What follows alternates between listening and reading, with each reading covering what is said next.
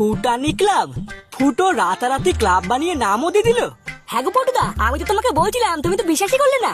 আবার সামনের দিকেও একবার তাকিয়ে দেখো, ক্লাবের গেটেও একটা পাহারাদার দাঁড় করিয়েছে। ফুটো এত কম সময়ের মধ্যে এত কিছু করলে কি করে বলো তো?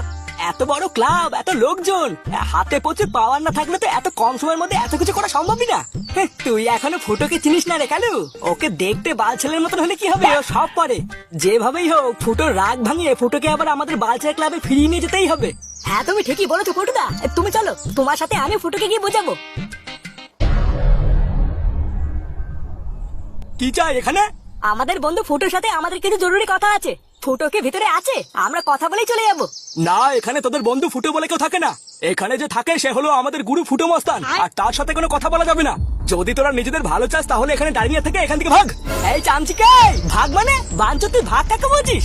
তোদের ভাই এখনো দুধের দাঁত পড়েনি আর তুই আমাকে গরম চুদাচ্ছিস? যা গিয়ে তোর গুরু ফুটো মস্তানকে বল গিয়ে ওর বাপ পল্টু এসেছে।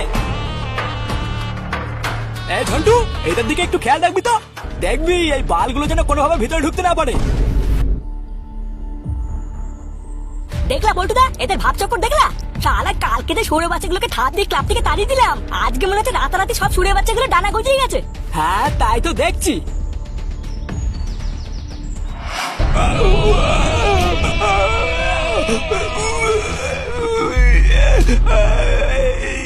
চোরের বাচ্চা, ঘরে নেই নুন, ছেলে আমার মিঠুন। হ্যাঁ সারা বাঞ্চদ আমার এলাকায় দাঁড়িয়ে আমার মুখের উপরে কথা।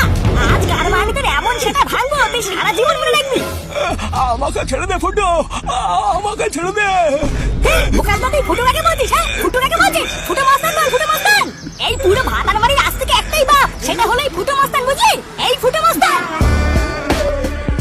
গুরু, বালসা ক্লাব থেকে পল্টু ল্যাংচার কালু এসেছে, বলছে নাকি তোমার সাথে কথা বলতে চায়। তা কি বলবো? পল্টু ল্যাংচা কালু এসেছে? সেই আমার কাছেই আসতে হলো তাহলে। ওদেরকে ভিতরে পাঠিয়ে দে, কিন্তু সবাই না, যে কোনো দুজনকে পাঠা।